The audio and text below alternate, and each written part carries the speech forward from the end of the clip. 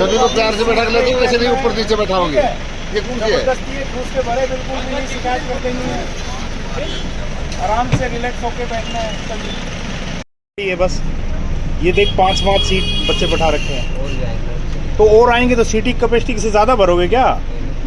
3 की सीट है, 4 बैठे हैं, ये 4 बैठे बच्चे, ये देखो 4 है। इतना नहीं क्यों बैठा रखे? कहाँ है? कौन कह रहा है? यही है क्या? मेरे को बताओ सही। यस सर, हैं? यही है। नहीं बच्चों, ये है। अपनी सीट कैपेसिटी पे बैठना है, ठीक है? सिर्फ 2 और 3। कोई बैठाए तो दोबारा ना कंप्लेंट करो, जाके अपने पेरेंट्स को करो और वहाँ टीचर को, प्रिंसिपल को करो।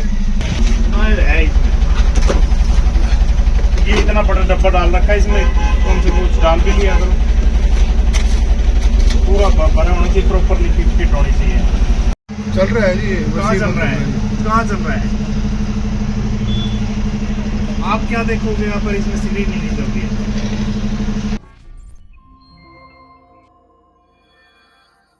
नमस्कार, आप देख रहे हैं दैनिक साथी हरियाणा। साथियों, सरकार के स्तर पर व्यवस्थाओं को आसानी से चलाने के लिए तमाम कायदे कानून बनाए हुए हैं, लेकिन हमारी आदतों में शुमार है कोई बड़ा हादसा होने के बाद जागते हैं। महेंद्रगढ़ के कनीना में शराब के नशे में धुत स्कूल बस चालक की गलती से 11 अप्रैल 2024 को 6 छात्रों की मौत ने पूरे देश को झकझोर दिया था। तुरंत इसके बाद सुरक्षित स्कूल वाहन पॉलिसी की याद आई, जबकि यह पॉलिसी 2014 में ही बन चुकी थी। यदि ठीक से इसका पालन कराया जाता तो शायद इन 6 बच्चों की मौत न होती। खैर, देर से भले जागे तो सही, लेकिन एक बार फिर से समय बीता और उसे ठंडे बस्ते में डाल दिया गया। अब एक बार फिर से प्रदेश में इस पॉलिसी के तहत स्कूली बसों की जांच के आदेश दिए गए हैं, लेकिन सवाल है कि कितनी ईमानदारी से इनकी जांच हो पाएगी, क्योंकि जब भी किसी पॉलिटिकल पार्टियों की रैली होती है या फिर चुनाव, सरकारी तंत्र इन्हीं स्कूली बसों का सहारा लेता है। बस मंशा पर यहीं से सवाल खड़ा होता है। सुरक्षित स्कूल वाहन पॉलिसी की मॉनिटरिंग के लिए स्टेट, डिस्ट्रिक्ट व सब डिवीजन स्तर पर कमेटियों का गठन किया हुआ है, लेकिन यदि आरटीए ठीक ढंग से काम कर ले तो शायद इन कमेटियों की जरूरत ही न पड़े। सुबह व शाम के समय बच्चों को लेकर हजारों बसें सड़कों पर निकलती हैं, लेकिन कुछ स्कूल बसों को छोड़ दिया जाए तो अधिकतर मानक पूरे नहीं करती। धारूएड़ा में जांच के दौरान एक स्कूल बस चालक नशे में धुत पाया गया। पुलिस ने इसका 11,000 रुपए का ड्रंकन एंड ड्राइव का चालान तो काट दिया, लेकिन एक बार फिर से व्यवस्था की पोल जरूर खुल गई। बावल में एक सीट पर कई बच्चे देखने से पता चलता है कि सुरक्षित स्कूल वाहन पॉलिसी को लेकर कितने गंभीर हैं। सुरक्षित स्कूल वाहन पॉलिसी के तहत स्कूल बस चालक, परिचालक व सहायक की 120 दिन के अंदर पुलिस सत्यापन बेहद जरूरी है। इसके अलावा बात कर ले तो कम से कम चालक को 5 साल का अनुभव जरूरी। मेडिकल फिटनेस सर्टिफिकेट चालक के पास होना चाहिए। जिन बसों में छात्राएं हों उनमें लेडी या फिर ट्रांसजेंडर जरूरी। चालक यूनिफॉर्म में हो, वहीं नेम प्लेट पर नाम व ड्राइविंग लाइसेंस जरूरी है। प्रत्येक बस में सीसीटीवी कैमरा व जीपीएस बेहद जरूरी। बस का फिटनेस प्रमाण पत्र भी होना चाहिए। स्कूल बस में फर्स्ट एड बॉक्स की बेहद जरूरत होती है। किसी भी दुर्घटना के समय फर्स्ट एड बॉक्स कहीं न कहीं वरदान का काम करता है। ऐसी एक लंबी फहरिस्त है जिसको लागू करना बेहद आवश्यक है। अभिभावकों से भी सवाल है, जब अपने बच्चों को इन स्कूल बसों में बैठाने जाए तो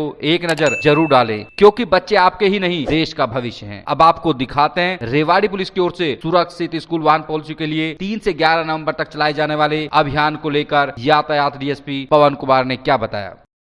देखिए, इसमें समय समय पर हमें गाइडलाइनें मिलती रहती हैं।